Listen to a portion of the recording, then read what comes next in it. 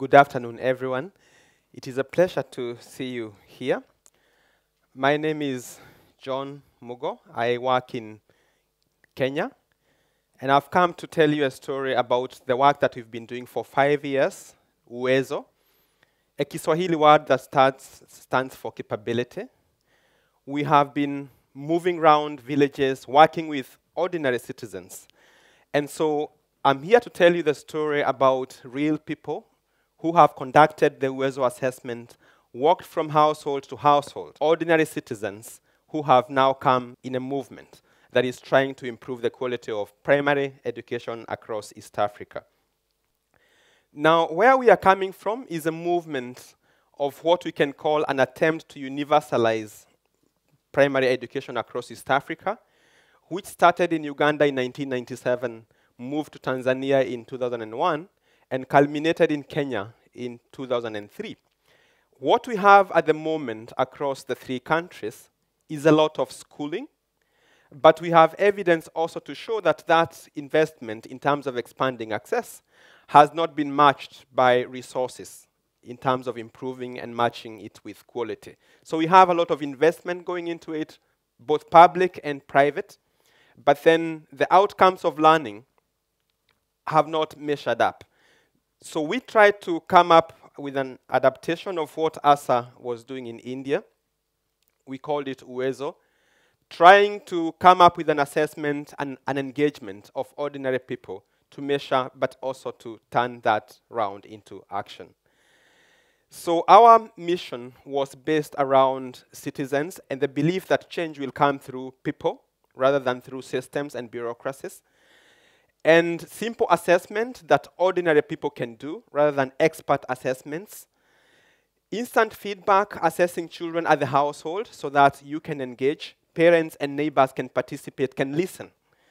And they can perceive their role and take it up in terms of participating rather than just watching and awaiting governments. And dialogue that would create change in every community that is there in East Africa. The Uwezo assessment is of large scale, conducting this in all the districts in the three countries.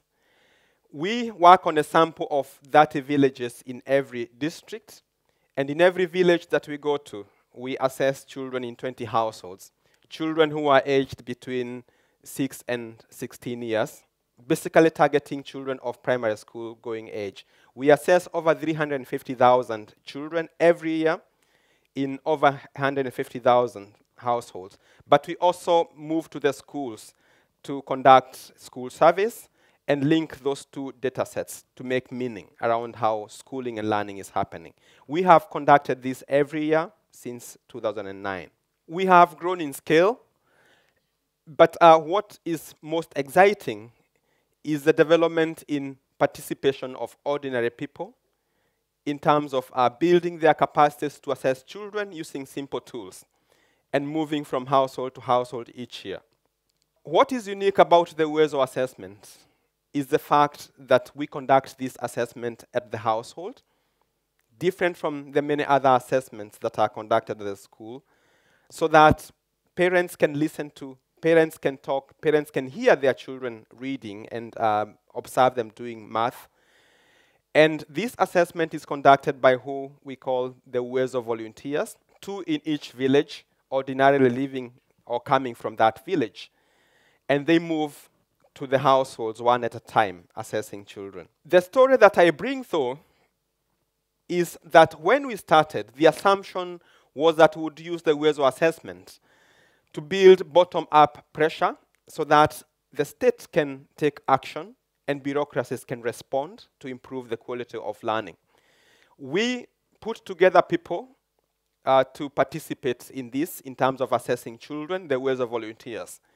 But they ended up as actors themselves, a dimension that we had overlooked from the beginning, that the people conducting the assessment themselves could actually also participate as change makers. I bring you a story from Wakiso in Uganda, Bachecho Sewini, a lady who started as an assessor that time. Then she said that she realized after doing it for 1 year, while doing it in the second time, that actually she had a greater role to play rather than just assess children. She talked to her mother, and the mother agreed that every Sunday afternoon, Winnie could actually assess children in one of their rooms.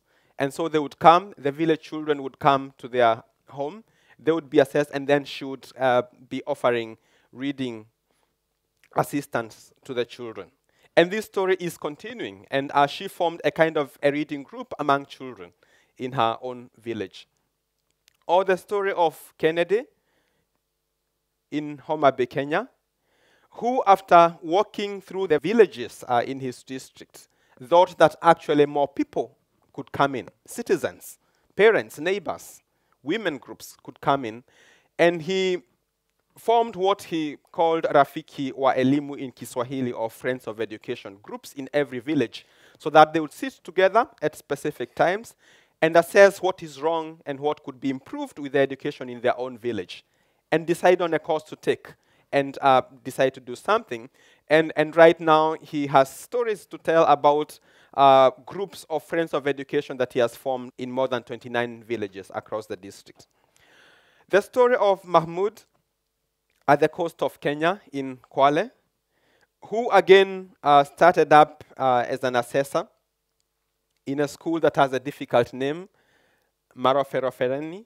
That, seeing a pathetic situation of a school where children are seated down hopeless, with sitting on logs and having no furniture. Through a social media campaign, he managed to loop in politicians from his district and raised around 5.2 million shillings and built infrastructure for the school. An inspiring story from the east of Kenya in Embu, Sospita, who again thought that working with people in decision-making positions could make more change and even faster turnaround, and started talking to teachers, to local leaders, what we call chiefs, and bringing them together and convincing them that learning is not happening. We have a lot of schooling, but no learning is happening. And so he started that dialogue, and he has now a platform that he uses with leaders, and each of them trying to do something in their schools to improve learning. These are the stories that have emerged from what we thought would be a tool to hold the government accountable. But the people themselves were energized by the very fact that they would walk to household from household to household, see what children are able to do or not able to do, not able to read or able to read, and put themselves in the position of the government in that small scale. We feel that it is this kind of energizing that our tool, our Uwezo assessment, has brought around.